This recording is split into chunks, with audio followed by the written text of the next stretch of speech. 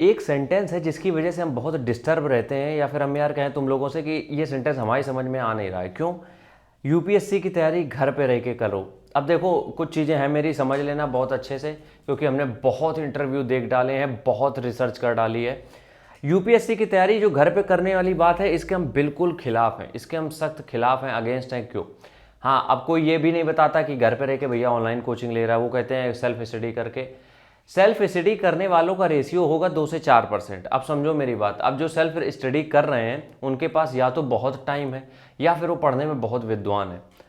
Coaching क्या करती है? पहली बात ये समझो, कोचिंग करती है कि आपके मटेरियल को बहुत कंसाइज कर देती है। कैसा?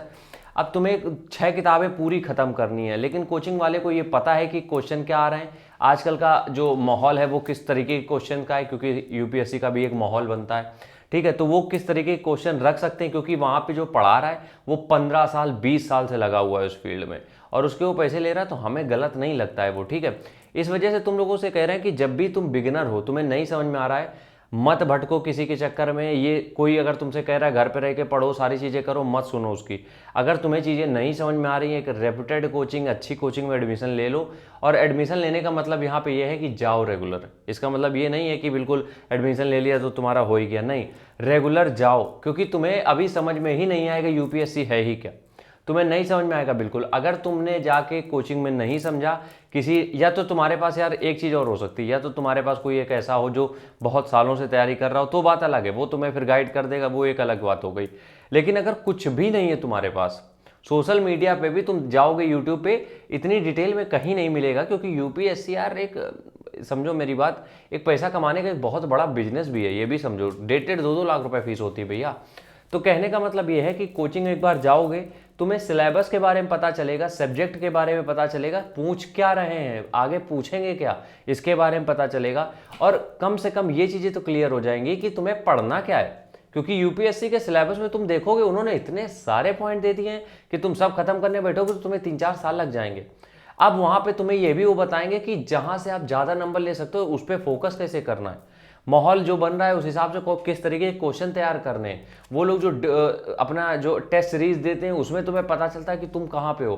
तो यार हमें लगता है कोचिंग एक बार के लिए तुम्हें जरूर ज्वाइन करनी चाहिए। हाँ, अगर नहीं नीड उसके बाद लग रही है कि यार अपने आप से हो सकता है, फिर कर सकते हो।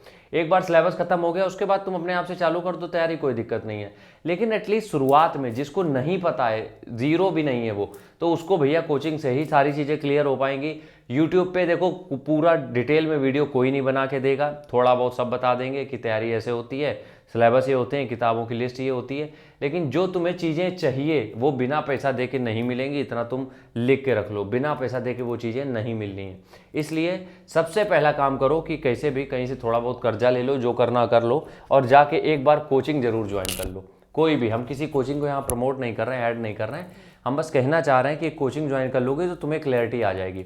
बहुत से लोग तुम लोग देख रहे हो आजकल इंटरव्यू भी आ रहे हैं, घर पे रह के सफलता हासिल की, वो सिर्फ तुम्हें चूतिया बना रहे हैं और कुछ नहीं। घर पे रह के सफलता नहीं, उसके पीछे उनके भैया भी लगे हुए हैं, उसके पीछे उनके परिवार के 2-4 लोग भी लगे हुए हैं, उसके पीछे उनके ऑनलाइन टीचर्स भी लगे हुए हैं। तो तुम्हें सिर्फ देखने में लग रहा है वो कि हाँ इन्होंने घर पे रह के तैयारी करी है, लेकिन असल में बात कुछ और है।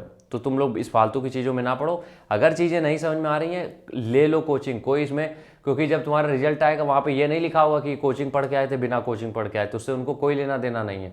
तो इसलिए तुम्हारे लिए जो सही है वो करो, कोचिंग जाके एटलीस्ट पता करो यूपीएससी क्या होता है, तैयारी तो उसके बाद होती है। फिर राम राम।